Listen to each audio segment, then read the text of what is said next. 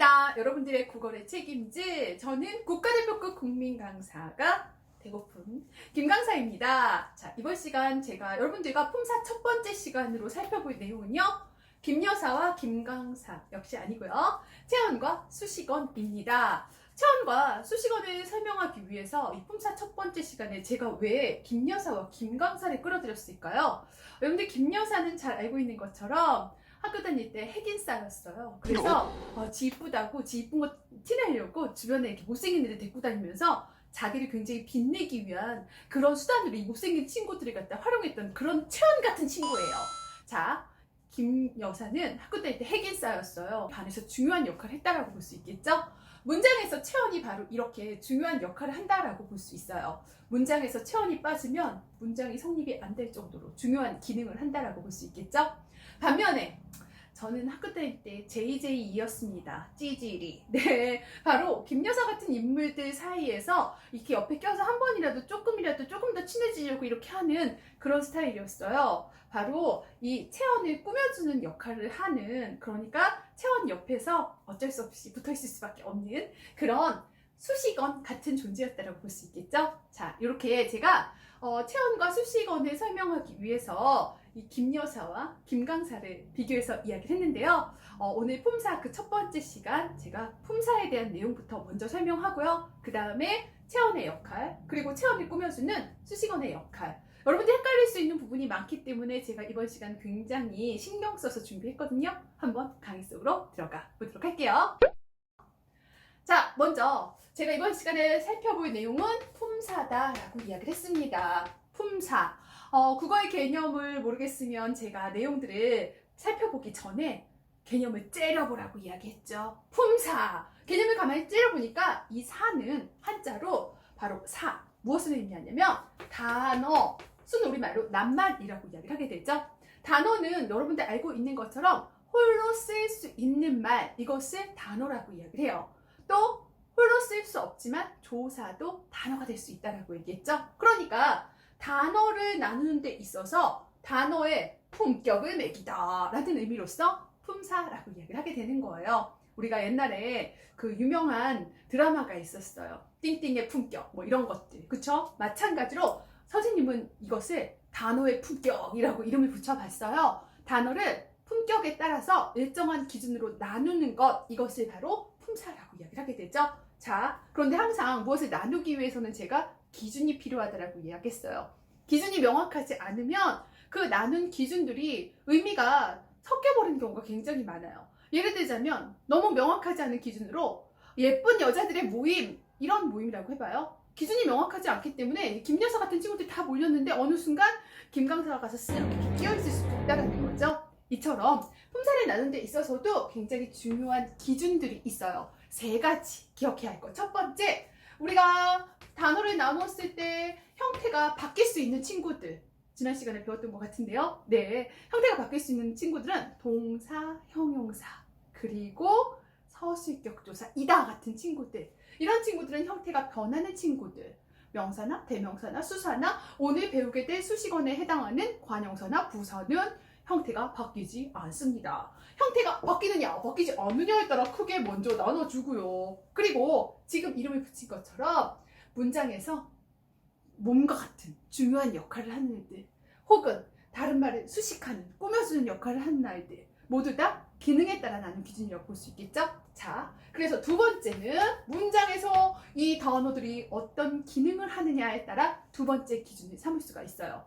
요까지 기준을 삼더라도 뭔가 조금 더 세분화해서 나눌 수 있는 기준이 있어요. 그게 바로 여러분들이 흔히 얘기하는 명사, 대명사, 수사, 그리고 관형사, 부사 나눌 수 있는 의미에 따라 나눈 기준이라고 볼 수 있겠죠? 자, 그렇다면 오늘 우리가 살펴볼 내용은요, 바로 형태가 변하지 않으면서 문장 내에서 어떤 기능을 하는 체언과 수식어 같은 이런 품사 내용이라고 볼 수 있어요. 자, 그러면 체언 같은 경우 문장에서 어떤 기능을 할까요? 이름을 한번 또 째려볼까요? 이렇게 이름을 쫙 째려보니까 바로 체, 몸체자가 쓰이고 있네요. 바로 문장에서 몸과 같은 역할을 하고 있는 그런 역할을 하는 단어들을 체언이라고 이야기해요. 여러분들 몸을 잘 보세요. 내가 좀 잔인한 얘기를 하고 갈게요.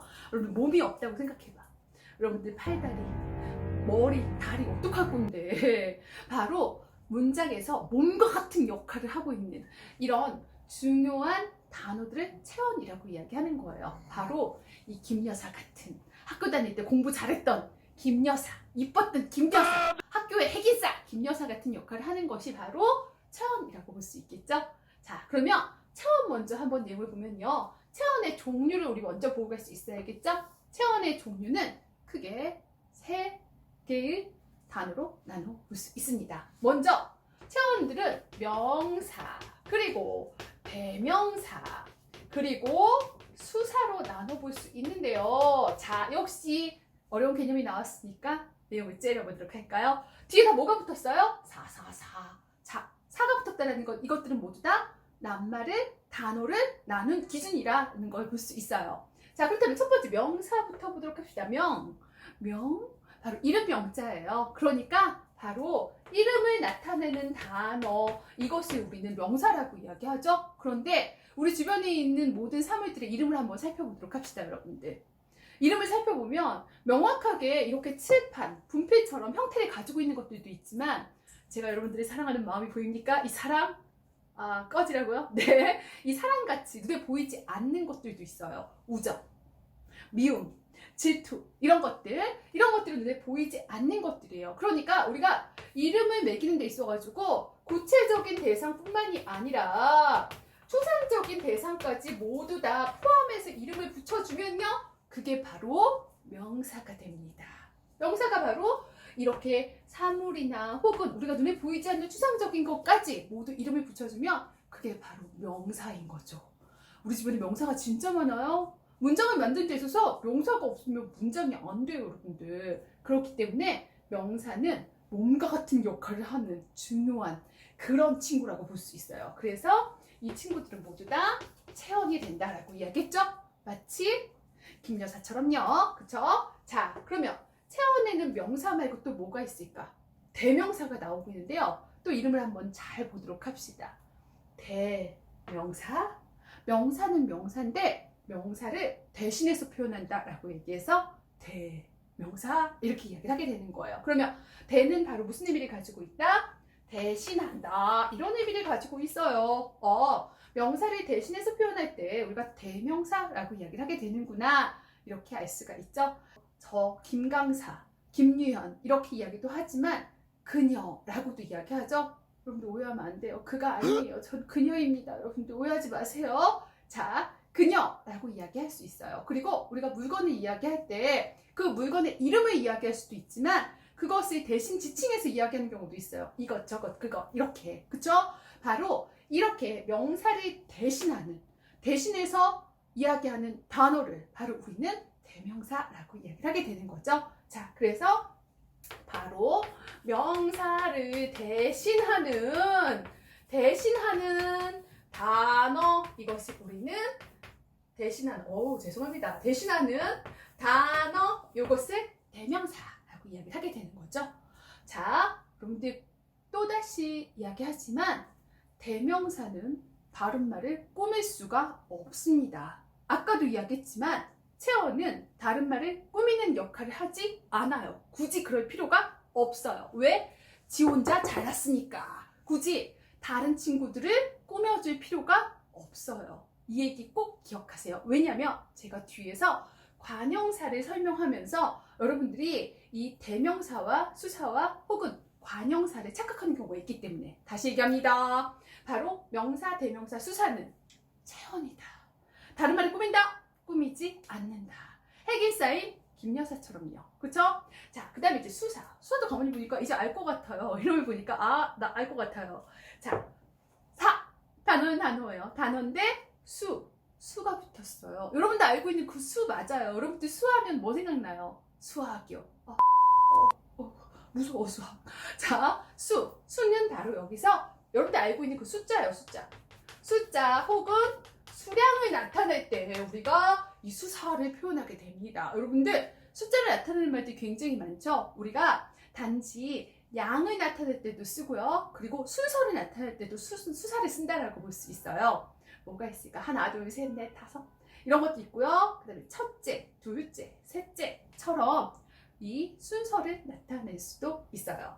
여기까지 뭐 어렵지 않아요. 아, 명사, 대명사, 수사 합쳐서 몸과 같은 역할을 한다 라고 해서 체험이라고 이야기를 해요. 뭐 이 정도는 선생님 저희도 알고 있어야 하는 친구들도 있을 거예요. 하지만 중요한 것, 바로 체험은 다시 얘기하지만 다른 말 꾸민다, 안 꾸민다? 꾸미지 않는다라는 거. 그렇다면 여러분들 수량이나 숫자를 나타내는데 만약 다른 말을 꾸미고 있어, 그러면 그것은 수사가 될 수 있을까요?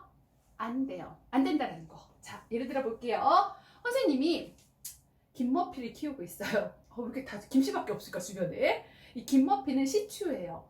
시추 한 마리 시추. 아이고 오늘 선생님 에너지가 넘치네요. 한 마리의 시추, 이렇게 이야기를 했다라고 볼게요. 자, 몇 마리? 한 마리. 하는 수량이나 순서를 나타내고 있네요. 수량이나 순서 나타내니까 수사 아니에요. 제가 강조해서 이야기했죠? 수량이나 순서를 나타내더라도 하는 뭘 꾸미고 있습니까? 마리를 꾸미고 있어요. 한 마리. 그러니까 이것은 수사가 될 수 없어요. 뭘까요? 눈치 빠른 친구들은 생각했을 거예요. 김강사입니다. 네, 맞아요. 김강사예요. 네, 바로 이것은 다른 말을 꾸미는 역할을 하고 있는 수식어이라고 볼 수 있겠죠.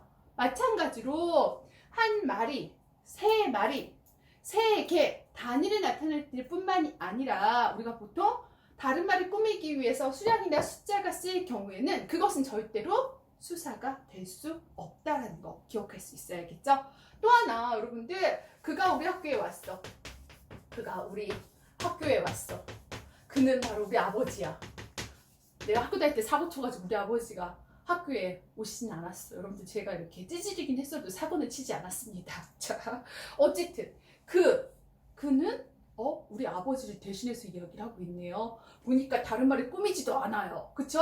자, 요것은 바로 뭐가 될 수 있는 거예요? 그래요. 얘는 대명사예요. 대명사예요. 그쵸? 그런데 그가를 선생님이 한번 바꿔보도록 할게요. 어떻게 바꿀까요? 그 사람으로 바꿔보도록 할게요. 그 사람. 이렇게 바꿨을 때 그 역시 한번 보도록 할까요? 요거 하나 단어가 될 수 있고요. 그런데 이 글을 보니까 이 그는 여기 나왔던 그랑은 다른데 그가 좀 이상한 근데 그를 어떻게 볼 것인가? 그는 뒤에 있는 사람을 꾸며주네요. 그쵸? 그러니까 이 그는 뭐가 될까요? 그렇죠. 여러분들 눈치채셨죠? 바로 김강사. 그러니까 수식어이 된다라는 거 기억할 수 있어야겠죠? 자, 그러면 우리 체언에 대해서 명사, 대명사, 수사가 절대 다른 말을 꾸미지 않고 몸과 같은 역할을 한다라는 거 기억했으니까 조금 더 가서 수식어, 요렇게 다른 말을 꾸미고 있는 수식어에 대해서 조금만 더 보고 가도록 할게요.